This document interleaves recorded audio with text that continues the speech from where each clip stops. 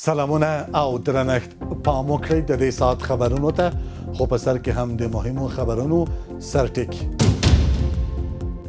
افغانستان خپل ډیر پام نظامی برخې ته اړولی دی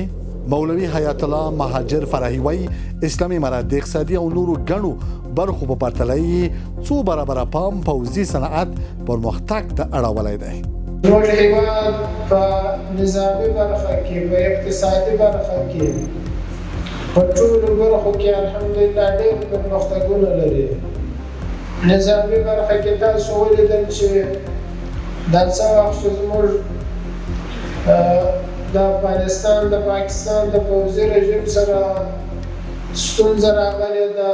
په لومړي وار باندې افغانستان حتی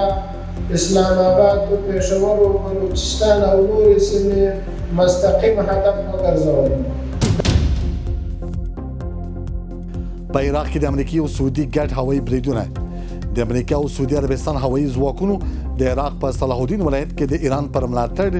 د ولسی بسیط ځواکونو پر یو اړې ګډ هوایي بریدونه کړي If they do or not, they should know that if we are attacked, we'll respond with terrific force. که د ایران اسلامي جمهوریت پر اسرائیل برید وکړي که په مستقیم ډول وي او که د خپلو نیابتي ځواکونو له لارې نو یو ډېر ستره تېروتنه به وکړي او د عدالت خوندي کېدل د حکومت لومړیتوب د حج او اوقاف وزیر وایي چې په هیواد کې د عدالت خوندي کېدل د حکومت له مهمو مسؤلیتونو څخه دی خو په عدل باندې به ډیر زر متقیان شي نو عدل ولې نه کوو بیا خصوصا دا نظام چې ده اسلامي امارت دا خو داسې ده لکه د یو فامیل مشر چې وي چې د فامیل مشر وي هغه باید په دا کور کې عدل وکړي دا هم پوره خبرونه د اطلاعات او کلتور وزارت نشراتي معین مولوي حیات الله مهاجر فرحي وایي اسلامي امارت د اقتصادي او نورو ګڼو برخو په پرتله څو برابره پام پوځي صنعت پرمختګ ته اړولی دی فرحي د افغانستان او پاکستان ترمنځ د جګړې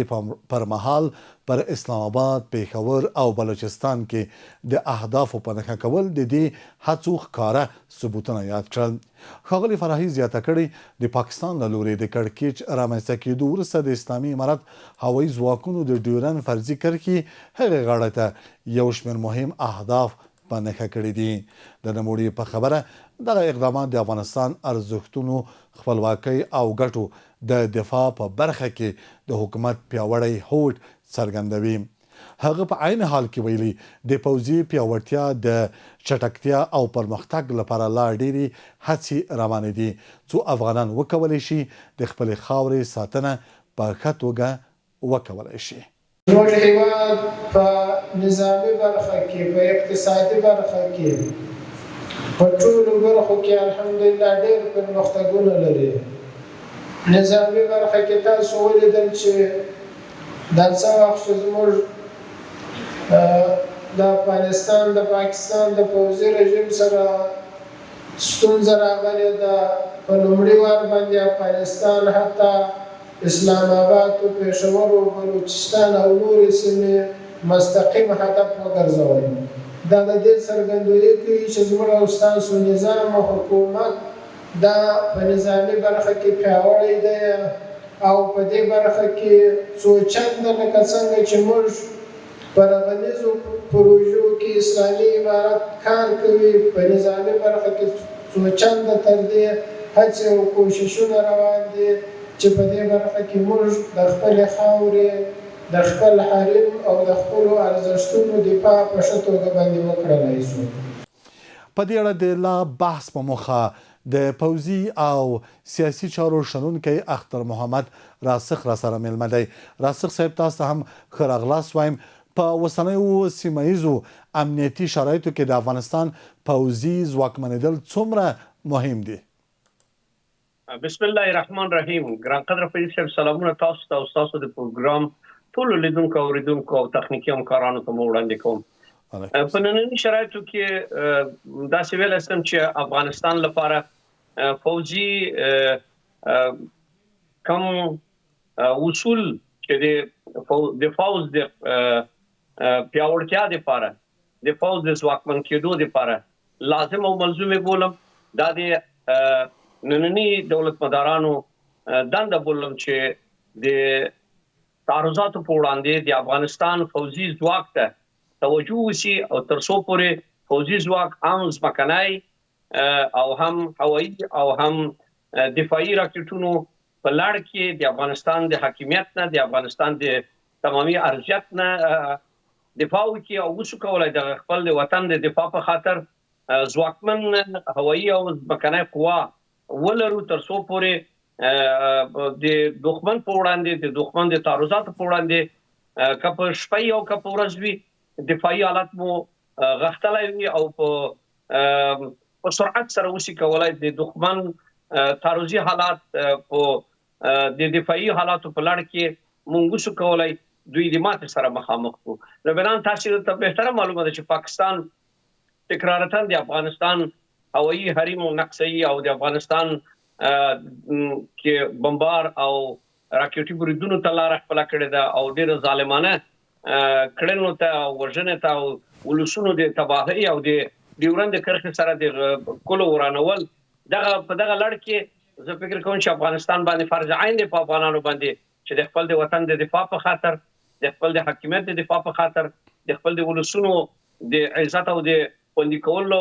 د دفاع په خاطر دا باید ځواکمنه نظامی قوا که اردو دی که پولیس دی که استخبارات دی دا درې واړو نظامی ادرسونو ته باید په کلکه او په صحیح توګه باندې توجه وشي تر څو موږ وشو کولای دغه جغرافیا کې چې ژوند کوو د ګاونډیانو په وړاندې اقلن د قوي دفاع په ترڅ کې د وطن دفاع وشو کولای. بله راسته صاحب لکه څنګه تاسو اشاره وکړه پوځي ځواکمنتیا د نظام پر وړاندې د وسلوالو ډلو د ځپلو او د امنیت د ټینګښت په برخه کې څومره اغیزه لري؟ زه ویلای شم چې کچېرې پوځي ځواکمن فوز ولرو ځواکمن استخبارات ولرو ځواکمن او مدبر مسلکي پولیس ولرو او په دغه درې واړو ادرسونو کې مسلکي کډرونه وي د وطن د دفاع او د امنیت په راوستلو او د مخدره ټوکو په وړاندې په مبارزه کې اته ویل سم د دښمن د پلانونو په وړاندې د استخباراتي پلانونو په وړاندې په زغرده درېدل او د هغو د پلانونو خنثی کولو او د امنیت په لړ کې امنیت هغه وخت امنيږي او هغه وخت دایميږي چې زمون ځواکمن دغه درې ادرسونه واقعا د زمان او د وخت په ترڅ کې د وطن په دفاع کې د وطن د دښمنانو د استخباراتي پلانونو د خنثی کولو او په زمين کې د موډرنو سلاو په لرلو فکر کوم چې په نننی جغرافیا کې چې افغانستان قرار لري چې دواړه غاړو کې یا څلورو غاړو کې زموږ اتومي قوتونه پراته دي دغه قوتونو په وړاندې دفاع موږ باندې لازم ملزوم دي چې یو قوي نظامی قوا ولرو هم هوایي ځواک او هم ځمکنی ځواک هم پولیس او هم استخبارات باید دونه قوي چې د دوی د ټولو کړنو په وړاندې که په استخباراتي برخه کې که په سیاسي برخه کې وي که په نظامی برخه کې وي او که داسې نور د کم تعرضات چې دوی غواړي چې افغانستان کې ناامني رامنځته کړي دغه ټولو په وړاندې ناخوالو په وړاندې قوي اردو کولای شي قوي پولیس کولای شي قوي استخبارات کولای شي زغرده د وطن نه دفاع وکړي او د ولس لپاره د امن او د امنیت فضا دائم او قائم کړي. بله راسخ صاحب استاسو په ان افغانستان باید تر ټولو ډیره پانګونه په کومو پوځي برخو کې وکړي؟ هوایي ځواک، استخبارات، سرحدي ځواک که ځانګړي ځواکونه؟ ګورې دا ټول سره تړلي دي لکه زنځیر دی. کچېرې موږ یو قوي ځواک دفاع پاک ولرو نو په اردو کې دا فرض عین دی چې ځمکنی قوا چې دفاع کوي هوایي قوا دی بیا هوایي قوا چې دفاع کوي هغه هوایي راکټونه دي چې د دښمن د هوایي بریدونو په وړاندې یا د تیارو په وړاندې هغه موډرن راکټونه دي چې تر څو یعنی په هغه سرعت سره جټ تیاری رسیدای نشي چې راکټونه ورته ځان رسوي او هغه هوایي بریدونه خنثی کوي او د منځه وړي. نو بنان د افغانستان د لپاره کله چې په دیني پیړۍ کې افغانان په جنگي حالاتو کې ډېر غښتلي دي، په چریکي جګړو کې ډېر پرمختللي دي. او کچېرې داسې وایم چې نننۍ سلا چې د افغانستان د اردو سره ده، د پولیسو سره ده، د استخباراتو سره ده، نننۍ اسلحه او سیستم یعنې ډېر موډرن سیستم دی. فقط او فقط چې نن چې موږ یې نه لرو او غربي نړۍ هم په دغه هکله باندې موږ سره د افغانانو سره اقلا دغه داسې جوړ نه کړي. هغه هوایي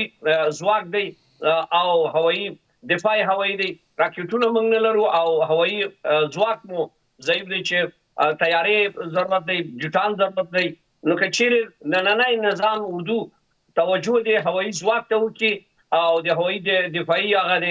رادار او موډرن رادار ولرو، راکټونه ولرو، د سمکني لپاره سلا موډرن سلا د افغانستان په لاس کې دی. اما فقط او فقط هوایي قوا که چیرې جوړ شي چې موږ نشو کولای د دښمن د هوایي قواو په وړاندې د وطن نه په دفاع کې او د هغه نظامی ادرسونه چې دوی موږ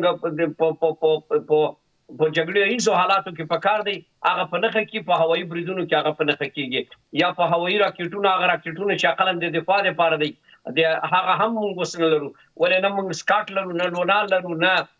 د تیارو د شتونکو یا د هغه قوای هوایي چې د دښمن خاورې ته را داخلېږي د راکټونو په واسطه هغه اقلا په نخښه کو هغه هم نه لرو. نو دغه ټکو ته که چیرې نننی نظام توجه وکړي د امنیت په راوستلو کې او د دښمن د ماتولو کې دا ډېر مثبت رول لوبولی شي افغانان. بله، لکه څنګه چې اشاره مو کړله راسخ صاحب، آیا د عصري پوځي تجهیزاتو او تکنالوژۍ پراختیا د هیواد د دفاعي وړتیا د لوړولو لپاره اړینه ده؟ 100% کې اړینه ده. 100% کې ګورئ، تاسو وګورئ د ایران مثلا جګړه کې لګیا دی د امریکا او د اسرائیل سره، خو علت دا دی چې هغوی قوي دفاعي او تعرضي سلاوي لري. تعرضي سلاوي هغه تاسو وګورئ چې راکټونه د برازم افشار نقطه چې غواړي ووهي یا تر برید لاندې ونیسي په ډېره اسانه توګه یو چا خبره یا بټن پکار دی چې فقط فشار ورکړي نور ورځي. او نننی د موډرن سلا د لاسته راوړلو او د موډرن ټکنالوژۍ د جوړولو او د موډرن فکر د جوړولو لپاره لازم او ملزوم بولم چې د هر هیواد چې د خپل د وطن د دفاع لپاره دغه ادرسونو ته توجه کړې ده، هغوی په دفاعي او په خپل د دښمن د ماتولو لپاره ډېر چمتوالی لري. او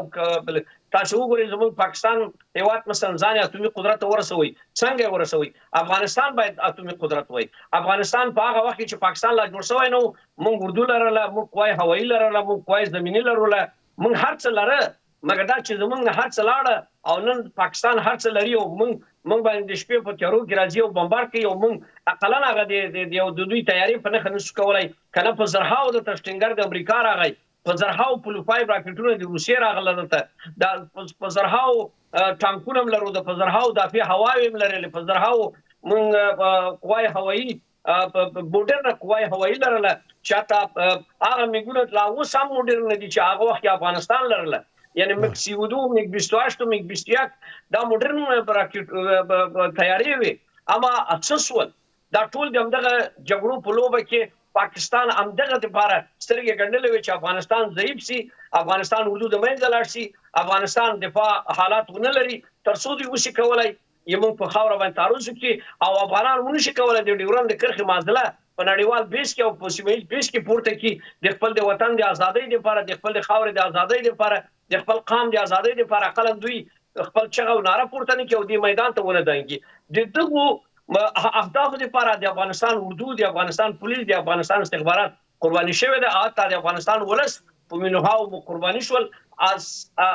اساسي اهداف په دې کې د پاکستان اهداف هم دا و چې افغانستان ټوټه او ټیکه ټیکه او حتی ښارونه وران او کابل هم سوځېدلی او تر څو پورې دوی خپل اهدافو ته ورسېږي. ګر چې پاکستان خپل اهدافو ته ورسېدی په 92 کال کې زموږ ټول دارونهدار د دوی لمنې ته توفه شوه او کابل هم اور واخیستی، کابل هم ویرانه سوله. دا چې بیا د امریکا 40 کلنه اشغال دی دا هم د دوی په همکاریو باندې وشوله او افغانستان اوس بیا هم یو څه لري، هغه څه لري چې د خپل د دښمنانو په وړاندې د وطن نه دفاع کولی شي. خو لازم او ملزومه دا ده چې موږ باید افغانان ډوډۍ ونه خورو. که 3 وخته ډوډۍ خورو نو یو وخت ډوډۍ یا 2 وخته ډوډۍ وخورو، یو وخت ډوډۍ پیسې راټولې کړو، خپل وطن ته دفاعي راکټونه واخلو، هوایي ځواک باید جوړ کړو او ځوانان مو باید تربیه شي د هوایي ځواک په لړ کې کلی پیلوټان باید تربیه شي تر څو د وطن نه په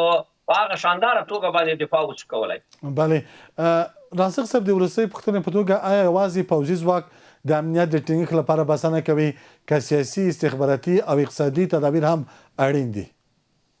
څلور واړه یو بل سره وایي تړلې ده لکه چې موږ په مانځه کې که متوجه سئ چا خبره اودس هم ورسره وابسته دی خو کله کله که اودس بیا نه وي خو بیا سړی کولی شي چې تیمم ووهي. افغانستان د هر هیواد هغه اساسي ځواک چې دی هغه هم اول سیاسي ارمانونه دي چې باید یو سیاسي قوي نظام جوړول، دویم د مدیریت او د مدبر بودن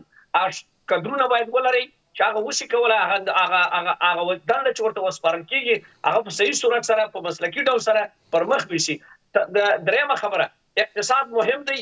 ځواکونه که دا وایم چې اردو پولیس او استخبارات دا سره درې واړه تړلي دي خو څلورم عنصر چې سیاست دی د سیاست په ډګر کې سیاسیون باید د دغه قواو سره یو ځای وي تر څو موږ وشو کولی دا قوا درست رهبري او د درست رهبري په ترڅ کې جانب مقابل دښمن هم په سیاسي ډګر کې ماته وخوري، هم په نظامي ډګر کې ماته وخوري او هم په استخباراتي ډګر کې. استخبارات تاسو نن ګورئ چې په نړۍ کې د هوایي بریدونو یا د هوایي ځواک یا د ځمکني ځواک نه کم نه دی. هغه څه چې بیا استخبارات کولی شي هغه بیا نه هوایي بریدونه کولی شي او نه هوایي ځواک کولی شي او نه اردو کولی شي. ولې تاسو بهتره معلومه ده چې دا د انفجار، انتحار، وژنه او د تباهۍ لاره چې بیا دوی جوړولی شي په ډېرو کم مصارفو باندې هغه بیا اردو نشي کولی. نو د اردو د تقویې دپاره هم ځمکنی قوه، هم هوایي قوه او هم رادار او راکټونه دا ورسره تسلسل لري. که چیرې یوه برخه وي او یوه برخه نه وي معنا دا ده چې دغه اردو به مو معیوب وي. یا مثلا پولیس هم دغسې که چیرې استخبارات ته ورسو استخبارات هم که مسلکي کادرونه ولري او مسلکي کادرونه د دښمن ټول پلانونه کشف او په وخت او زمان باندې د هغه پلانونو د خنثی کولو لپاره باید تدابیر ونیول شي او په ضمن کې دښمن تر څو چې عمل د انجام ته رادانګي باید په هغه نقطه کې خنثی کړي. هغه د استخباراتو او د سیاسیونو دنده ده. نه د پوځي او سیاسي چارو شنونکی اختر محمد راسخ په خپرونه کې مو له ګډون څخه نړۍ مننه کوم. ودان راسخ صاحب د یک تلویزیون قدرمنو او معزز لیدونکو زما خبري سرویس په همدې ځای پای ته ورسید. تر بیا ښې چارې.